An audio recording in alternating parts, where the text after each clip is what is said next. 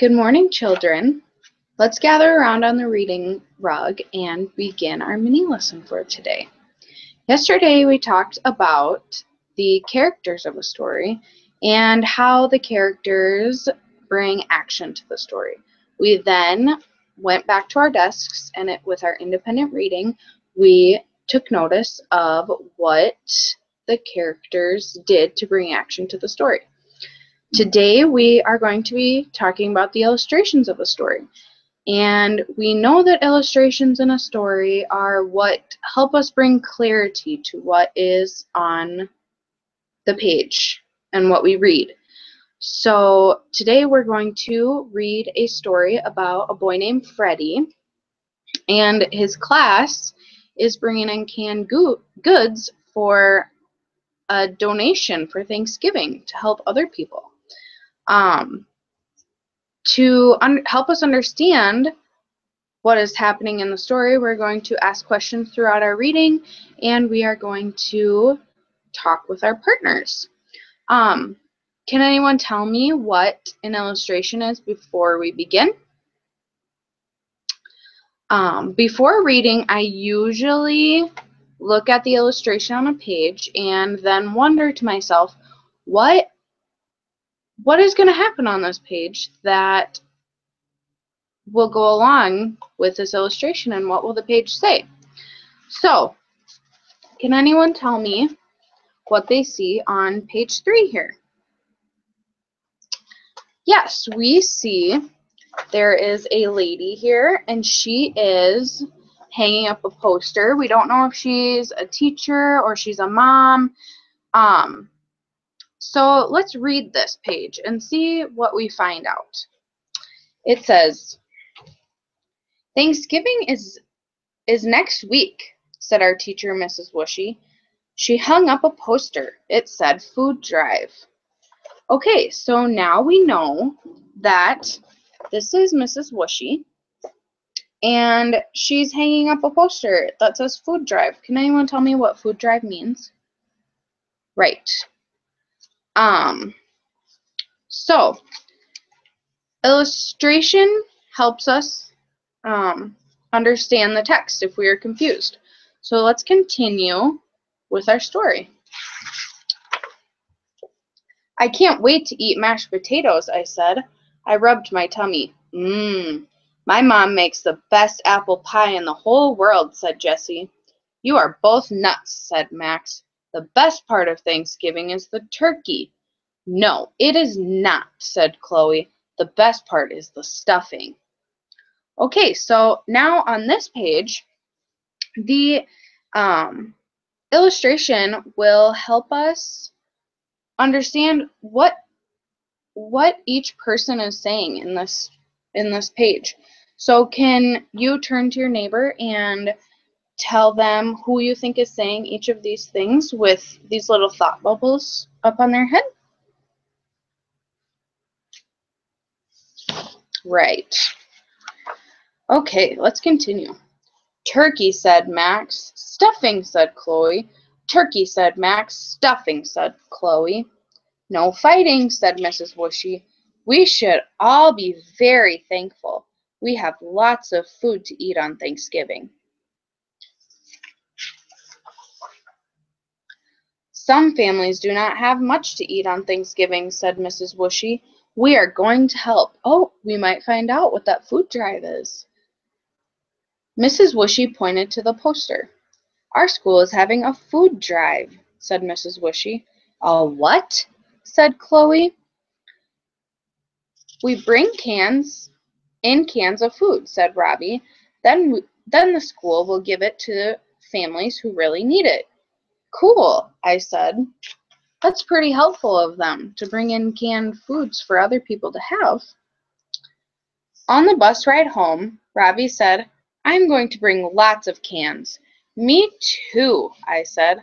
"I'm going to bring in more than you," said Chloe. "I will bring in the most," said Max.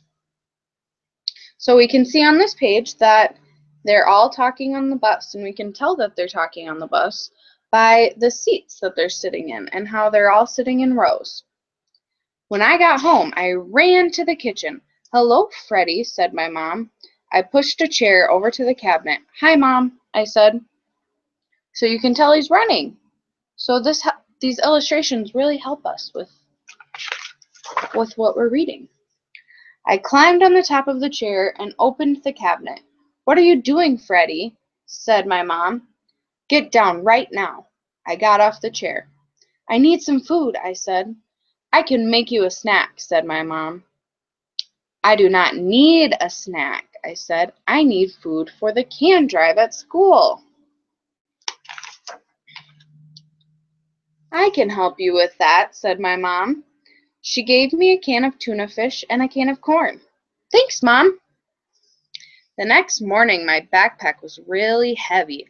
I had to walk to class. I could not run. So here, on this page, with the bus in the background, we read that Freddie's backpack is really heavy. All those cans in there are weighing him down. So tell your neighbor how this illustration on this page shows you that he is not able to run into class and be excited to go to school. Right. We can tell he has sweat dripping off his face. He's got a sad face, and he's walking, and you can see all these other kids in the background. They're running and they have happy faces. So we can tell that his backpack's really heavy. "Hey, Freddie." Oh no, I knew that voice. It was Max. Max was the biggest bully in the whole first grade. I needed to get to class fast. "Hey," said Max. He grabbed my arm. What was he going to do to me? Was he going to make fun of me?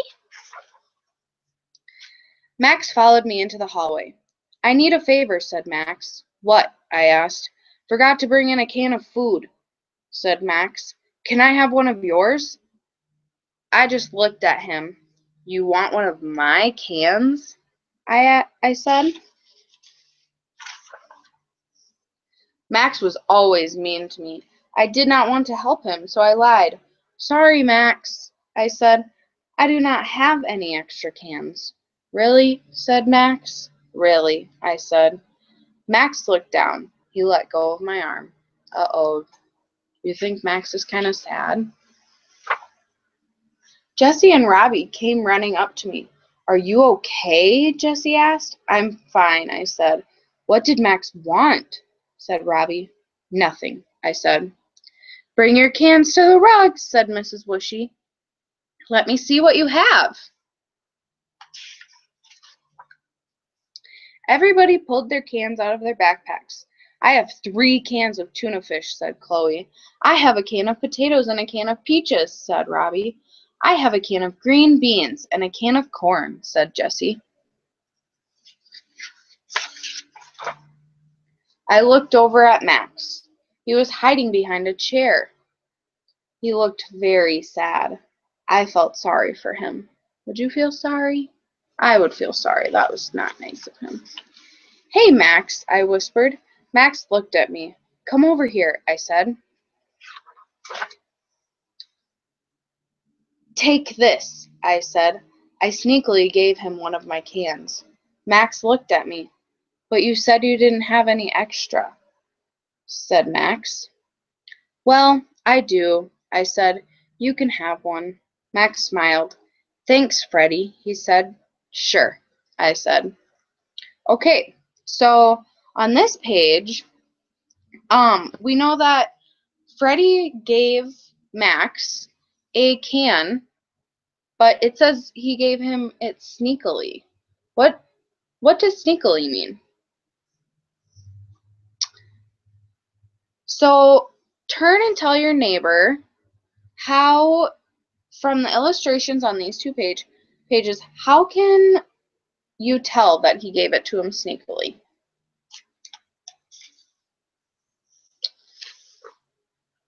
Mrs. Wushy tapped me on the shoulder. "Do you boys have any cans?" she asked.